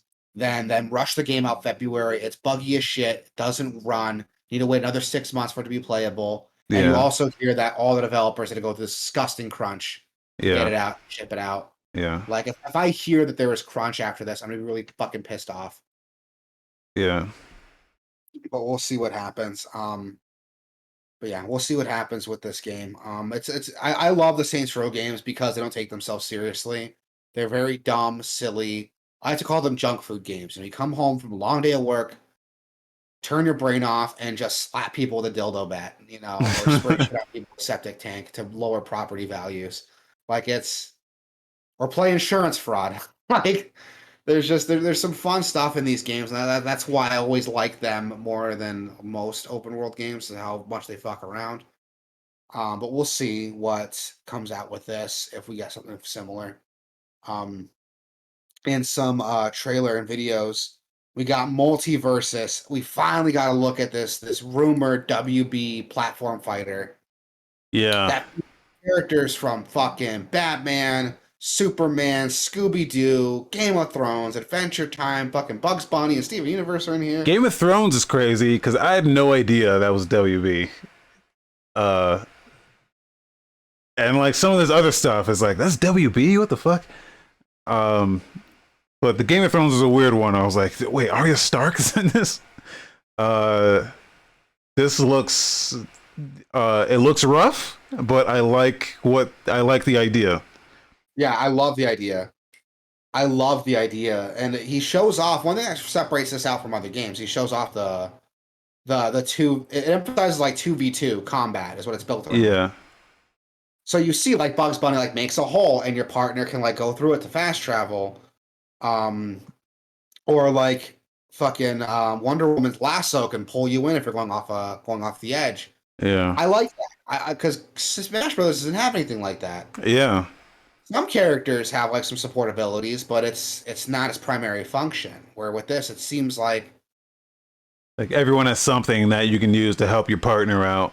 yeah, and that's what it looks like with this. It's kind of emphasizing that a little bit, and I like that. That's a nice twist on it that I think might help separate it from Smash Brothers. But also the characters are really cool. They put a lot of work into the characters. They're all fully voice acted Yeah. by it sounds like the original actors, or at Which least is a what they sound shot. like. That's a shot at the Nintendo, not the Nintendo, the Nickelodeon. Yeah, didn't Yeah. have. That was a direct Yeah, shot at them, I think. not just that, but they talked about the licensed music too is in here, which again, Nickelodeon didn't have the licensed music Yeah. either. It had sound alikes, like, oh, here's something that sounds like it's from SpongeBob. Here's something that sounds like it's from Cat Dog, but it's not the original songs you heard growing up. And these are the original actors. Like that's John DiMaggio doing Finn the dog. That's Tara Yeah. Strong doing what's her fucking name? Harley Quinn. And I just heard on the social networks the other day that Matthew Lillard is playing Shaggy in this game. Who played Shaggy in the live action Scooby-Doo movies. Which Shaggy, by the way, they showed off a skin that gives him like a Bruce Lee. Did you see that when they showed that? I did. He's doing like the fucking like bouncing thing. He puts his thumb on his nose and moves his head. Like, that's so like, god damn it, I love it. This looks great. It looks like it could be great. Now here's awesome. Here's the thing though. It's a free to play game. It is. How are they gonna fuck it up with like microtransactions and battle passes and skins? And I mean, it's fine to put out a free to play game and try to get your money, as long as it's like tasteful and not pay to win. Like, I'm not gonna buy like attack boosts and experience boost or whatever. That kind of shit is bad. So we'll see where it goes from here. But like what they shown here like looks rough, kind of. It looks like not rough. I see potential though. Yeah. That's why I'm signing. Actually, I just noticed the end of the trailer. There's like an option to sign up for playtesting. I'm signing up for it right now. Yeah. And they list the platforms here: PS5, PS4, Xbox Series, Xbox One, and PC. No Switch logo here, which is weird. But I think they said it's gonna have cross-platform play as well. So whatever you're playing on, you'll be able to play with your friends, which is huge. That is huge. I don't think there's any other option that does that as well. So. Or maybe the Nickelodeon one does, but I haven't looked at that. But this looks good. I'm excited. I'm glad that people were positive on this, because I don't know, when I was looking at it, I was like, okay, are people gonna be upset at like some free to play bullshit coming out of this? But no, it looks like people are positive. Since, like, Brawlhalla is another one that's very popular. Oh yeah. Free to play, so I don't think like it'd be a huge problem. But we'll see. But they're not really using licensed like stuff. This is all like a licensed game with licensed characters and franchise. So it could go south. Because the licensees want to make that money, so they're like, hey, give Shaggy a $100 pack that gives puts a logo on his chest. Or whatever. So funny is that they're kind of leaning in on the Shaggy being like the ultimate, like being this like ultimate all powerful being. Yeah, I don't know why Shaggy's getting the cool stuff, but even if you go to the website and look at their character roster and you look at Shaggy's description, it says that he's just a normal sandwich munching mystery solving guy with limitless power of unknown origin. And it comes from, where that meme came from, right? No. So there's this clip from the Scooby-Doo Scooby-Doo Mystery Incorporated show, which it's a very good Scooby-Doo show. I'm gonna throw that out there. It's an actual series with an ongoing arc that you follow. It's not like a Monster of the Week story. There's an actual like arc here, and there's a mystery, a grand mystery being solved on top of the Monster of the Week stuff. It's actually really good. It's such a really cool like look at Scooby-Doo. But there's a scene that I never finished the show, so I don't know the context for, where Shaggy like goes like fucking ham and beats up a bunch of fucking bikers. And some legend spliced it with DBZ music. And they added some effects to it of Shaggy just like, oh, it's so fucking great. It's so good. This is kind of where the meme came from. People joking that he went Ultra Instinct, like from Dragon Ball. And then that spiraled into people just saying Shaggy can beat up Goku. And then this is where it came from. Like, this is a thing that happened. This episode aired. Okay. See, I've been out of the Scooby-Doo loop. I didn't even know that there was still shows. This show came out like I want to say 2015. It's not. It's an older show. It only got I think 1, maybe 2 seasons. Okay. But I saw some episodes from it. Like this is like really good. Like there's actually like a lot of like story here. All right. Well, there you go. There's your Shaggy lore. But yeah, I love that they're just doubling down on that meme. And as that, they brought back Matthew Lillard, who's like probably the best Shaggy we've ever gotten. Like I love Matthew Lillard as Shaggy. And he's voiced them in a couple like animated like series and stuff. So it's cool they brought him back to voice them in this game.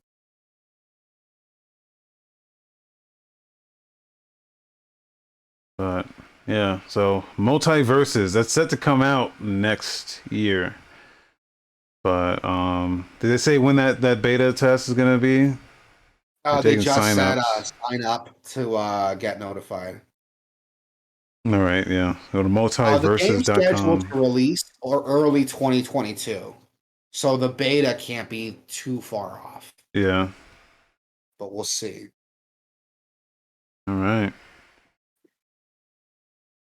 Yeah, I'm into it, dude. Again, we've heard rumors about it for a while. There's some industry leaks of like some WB Smash Brothers clone, but it's cool to actually see it happening. Yeah. Moving on to some more announcements. We got to look at Dragon Ball: The Breakers. Trailer of the year. Yeah, I haven't seen the trailer yet. First of all, the beginning of this trailer looks fucking incredible, dude. But the thing is, you have no idea where it's going until it goes there, and you're like, "Oh my god, I can't believe they're actually doing this." Watching this now, it's Cell. Yeah. It looks like that arc from the Cell saga when he like absorbed like a whole city. Yeah. Oh, what the fuck? What's going on here? Okay, I'm gonna stop watching my trailers. I can keep up with it on the stream so people can get my reaction. So well, okay. So basically, I'm gonna skip ahead here a little bit. Basically, Yeah, I saw an oolong pop out of the vase there. yeah. So Oolong pops out, and then it turns out that this game is it's an evolve. That's a really negative way to put it. It's a Dead by Daylight. Oh, what? Yeah. So you got one player who's the Cell, and then you've got like a bunch of people who are trying to escape. And I would have never you've never predicted where that it was going to go here. This looks incredible. I love this. Yeah. I love this. Oolong just pulls out a rocket launcher and shoots at him. Like, this is cool as fuck. I could have lived. I would have never thought of this idea for a game. That is so cool. I would have never thought of it for Dragon Ball. Because like this concept exists, but you'd have never thought to put a Dragon Ball on it. I mean, that's insane. I love this. It's such a great idea too. Like, yeah, and that is canon. That's an arc from the games or from the show. Yeah. Like Cell like eats up a whole city and it's like, oh cool, now I can like take on like some of the Z fighters now. But it's so also cool like here's a playable scene from it. Yeah, it's like you never see this like the human part of it. Yeah. From like anything else. It's something they always skimp over and just like show you, you know, yeah, stuff's bad here, but we're gonna fight Cell. So like everyone, like all the fighters are getting together, but you never see what's happening in the actual city. So it's cool to see that. I love that, and I wonder if each character plays differently because the only one I recognize there is Oolong. I don't know. I know Oolong. They show him transforming, which is a long forgotten power of Oolong. They never dive into that, so I think they are gonna have individual powers. I hope so. But we'll see. Dropping on everything. That girl supposed to be Bulma? Because she doesn't look like Bulma, but she has. No, I don't think so. Yeah. I think she is someone else in the show, but I don't think. She is. I don't recognize her. But that's really cool though. Like I love this. I've never heard of this before. That's awesome. Yeah. That is awesome. So that's set to come out next year on everything, including Switch. I'd I'm be into it. interested to see if it has cross-platform multiplayer. That'd be nice. That sounds awesome. But you would have never, if you asked me in a million years, like, what if they made a Dead by Daylight, but with Dragon Ball characters? I'd be like, you're out of your mind. First of all, they would never do that because they don't really get experimental with Dragon Ball like that. And second of all, that's just a crazy thing to do. But here it is. They're doing it. What's great is how well it lines up with like the canon. Like, Yeah. I didn't just pull this like random like hide and seek game with like Vegeta or something. Like, no, this is an arc in the anime, and they just fit it into like its own standalone like what if game, and I love it. Yeah. So All right, I'm into this. I fucks with this. yeah, I'm excited to see that. Yeah, I did same. We also got to look at the Monster Hunter Rise Sonic the Hedgehog collaboration. This I actually did check out before the show when it got announced. It's bringing up new costumes for your Palico and Palamute. Your Palico gets a whole Sonic color scheme with looks like Sonic abilities. Your Palamute gets like a jumpsuit, makes it look like Tails, and you also have a jumpsuit, makes you look like Sonic. It's set to come out November 26th. And it's got the event quest is going to offer these rewards for your characters. I think it's cool, man. Every time like Monster Hunter releases a new collaboration quest, I'm into it. I like seeing this stuff. Yeah, this is some real Phantasy Star Online 2 levels of like crazy costume shit that I'm into. This PSO2 has like nothing but this kind of shit. Yeah, Monster Hunter's like that kind of stuff, and I love it. Yeah, I love this. I can't wait to see what else they do with it. Anytime they release a new like DLC pack, I'm into it. I still haven't done the mission for the no, I did do it. I did the Arthur collaboration they did with the Ghosts and Goblins. That was fun. And I like they're playing City Escape during that. So, is that the song that's going to play when you're doing the quest? Because I hope so. Because that's like hopefully the best song in the whole Sonic franchise. Maybe real nostalgic. I felt like I'm going to load up some Sonic Adventure right now. Play that shit. Or, and hear me out on this. Just load up Sonic Generations and play the City Escape level. It's way better. Oh. Yeah, but I have nostalgia for Sonic Adventure. I don't know. Those are some of my favorite games. Even though you they're can still bad. get the nostalgia from the Sonic Generations level, but it's just like a better playing version of it. At least I think so. I've never played that. Maybe I should play that. It's good. It's good. And the song I will throw out too. The song they do like a slight remix for it. It's the same singer, but he just does a song again. But they added some extra little bits to it. Really cool like breakdown in the middle of it. That's really good. Like it's the best version of City Escape in my opinion. But yeah, go check it out. This is cool though. I love Monster Hunter. I'm indifferent to Sonic, so yeah. Like I'm gonna check this out November 26th. I mark my calendar for when this comes out. We also got a look at Ruined King, a League of Legends story, which is a turn-based RPG set in the League of Legends universe. I don't fuck with League of Legends, so okay, but this isn't like League of Legends. It's just set in the universe. I know, but I don't know anything about the universe. Like maybe neither do I, but this looks good. Like if anything is gonna get me into the world that exists there, it might be this. They just released the anime on Netflix, didn't they? Yeah, did they really? Yeah, they did, and apparently it's good. My brother was watching it, and he was telling me it's really good. IGN gave it like a 10 out of 10. They said it's like one of the best video adaptations on Netflix, which is a dumb fucking statement to make because Castlevania exists, but whatever. Maybe it's better than Castlevania. Fuck you.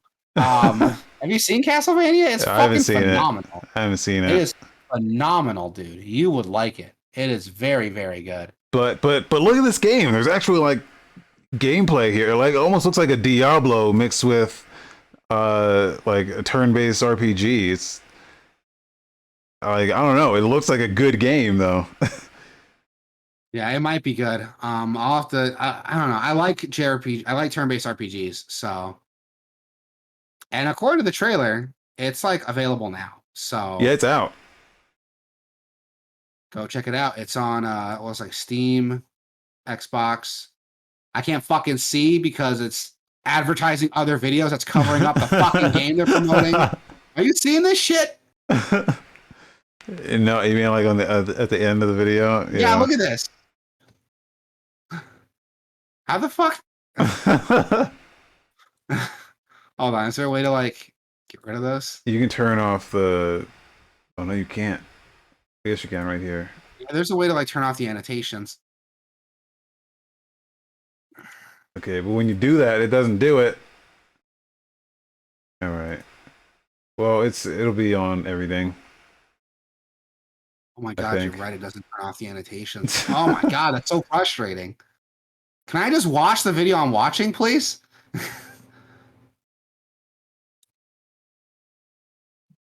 Yeah. Or like they should have another 30 seconds where it fades to black, and then they show that shit off. Yeah, yeah. Whatever. I think it's on everything anyway, so.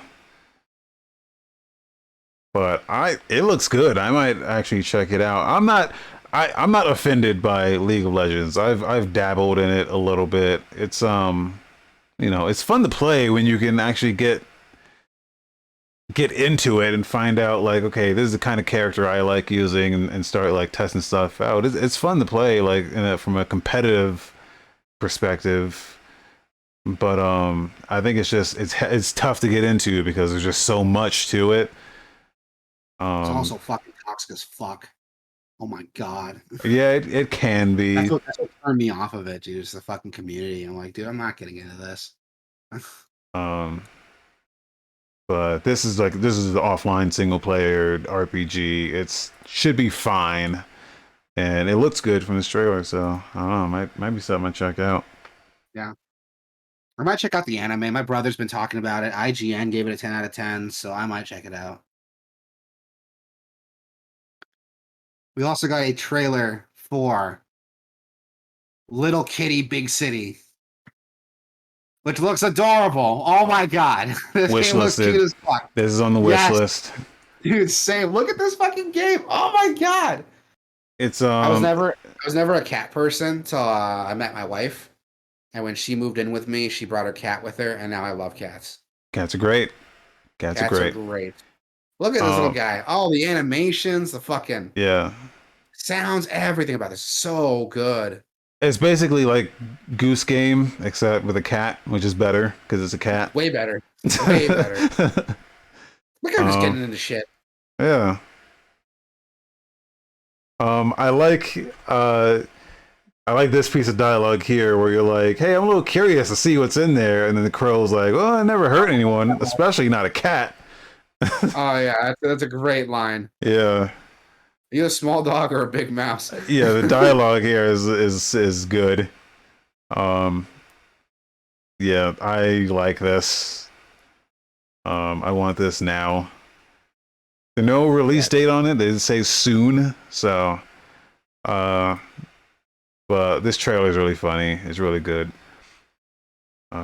Yeah, the animations are like solid too. Like as someone who has like 2 cats, it's very solid animations here.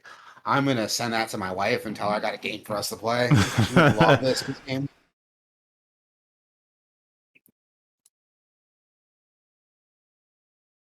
That looks phenomenal. I'm into it. It's wishlisted. And then, so they put this video out for Alien Isolation, which is coming to iOS and Android. Now, some people scoff at like mobile gaming and shit, but fucking look at this, dude. I mean, it's crazy how far we've come to where the expectation is, no, you're just gonna have a phone that can do this. It looks phenomenal. This looks phenomenal to Yeah, just it be does. running on a phone. Yeah, it Um, looks. If this same game came to the Switch, it would look so much worse. it is on the Switch. It is on the Switch, and Switch? apparently the Switch port is like totally fine too. Really? I don't know Wow. who are the geniuses that are like engineered this game, but it runs phenomenally on everything you throw at it, and it looks incredible like at the same time. I don't know how they do it, but I don't know why every game can't be as quality as that, but yeah, Alien Isolation is coming to iOS and Android December 16th.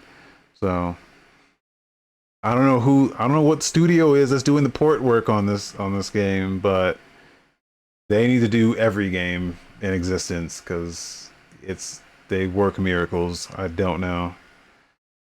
I mean, we'll see how it actually runs like when it comes out, but like I don't.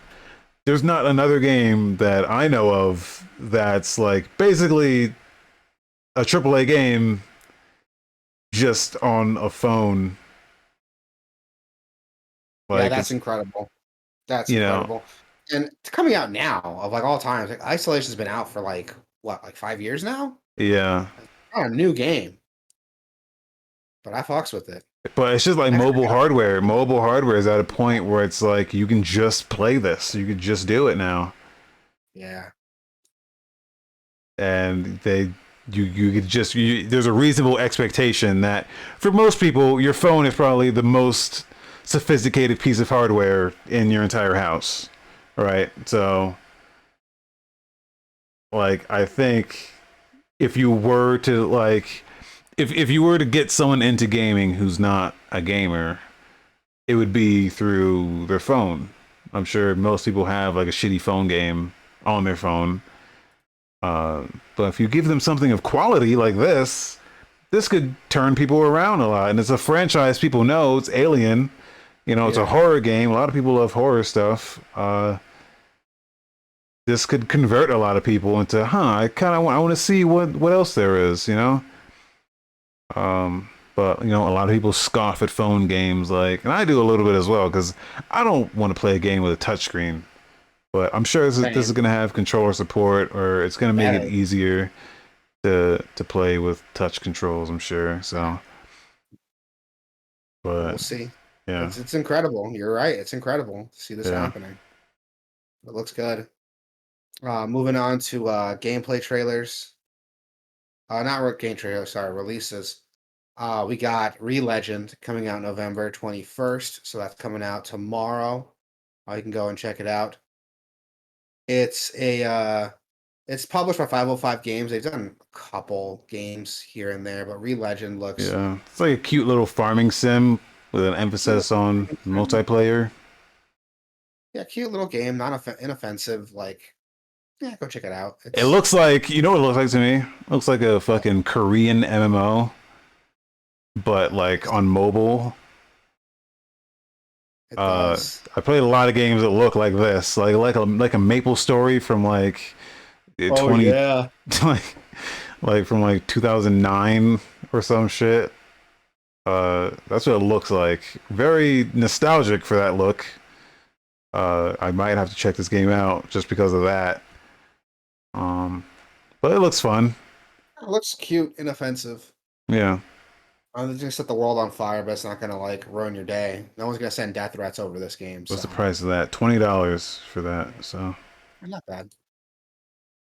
We also got on the 23rd, we got Death's Door coming out for Switch, PS4, yeah. PS5. Now here's a game I'm surprised is not in the Game of the Year nominees at all. I didn't see this in any category, but I mean, either. people fucking love this game. Yeah, it got a Uh, lot of attention. It yeah. got a lot of good press, so it is weird to me to not see it getting like referenced. I didn't get to play it yet, but people were absolutely in love with this game. So that's a weird one. But yeah, finally coming to consoles or well, other consoles. I think it's already on Xbox. Yeah. Yeah, this is another one. I need to play this. I need to play this. Yeah, excuse me about it. Yeah, me too, dude. I've heard good things about it. It looks like fun. I really want to check it out. It looks like a lot of fun, and I want it on my. I want it in my life. Yeah. Um, yeah. Don't have much more to say about it other than people say it's amazing. I would have expected it on some Game of the Year nominees, but it hasn't been. I don't know. Yeah, we'll have to wait and see what happens with it. Maybe now that it's getting like more attention, with Switch, PS4, PS5, might get. It's not going to get on any Game of the Year list now. It's too late, but Yeah. hopefully get some more attention going forward because I've heard good things about it. And I think that is it. That is it for the show, man. We always manage to even though not a lot happened, we still managed to push this out for like 2 hours. And I totally don't mean to do that on purpose. We just have a lot to talk about. Yeah. Yeah. We always find something interesting well, at least I find. I don't know if other people find it interesting, but I find the stuff we talk about to be pretty interesting. So So always down for a good discussion. same. And we do this live. So if Yeah. you guys want to chat with us here in the stream chat, we could talk about this some more. Tell us your opinions. Yeah. If you think death threats are totally viable, I'd love to hear your opinion on it. Yeah, let's hear the pro death threats argument. Really, you don't get to see that side of the fence too often. But I think that's gonna do it here. So you can go to Gameoverse.com or Gameoverse.com/Twitch, Gameoverse.com/YouTube, Gameoverse.com/Discord, and jump in there and talk to us. We're always talking about something. There's always something going on. Yeah, Hamtaro jamming out to this beat. Good shit. Good shit. What else? Am I forgetting anything? Extra Life. You can still donate to Extra Life until the end of the year. I'm gonna throw that link in the chat. You can go to Gameoverse.com/Extra Life is the link for that. And that goes to the end of the year. So if you want to throw a few coins to some support Children's Hospital, you can do that. Video games. I'm gonna try to play through the rest of at least the Game of the Year nominees, so I at least have some perspective when that comes up. Definitely, I gotta finish Psychonauts. Gotta finish It Takes Two. And I think the game I'm going to play after that is Kena, Bridge of Spirits, maybe? I don't know. But that's going to do it. Here we go. Everyone have a good one. Stay safe. Get vaccinated. God damn it. You should be already. If you're not, then you're probably not going to. Let's be honest. All right, guys. Thanks. Thank you, everybody.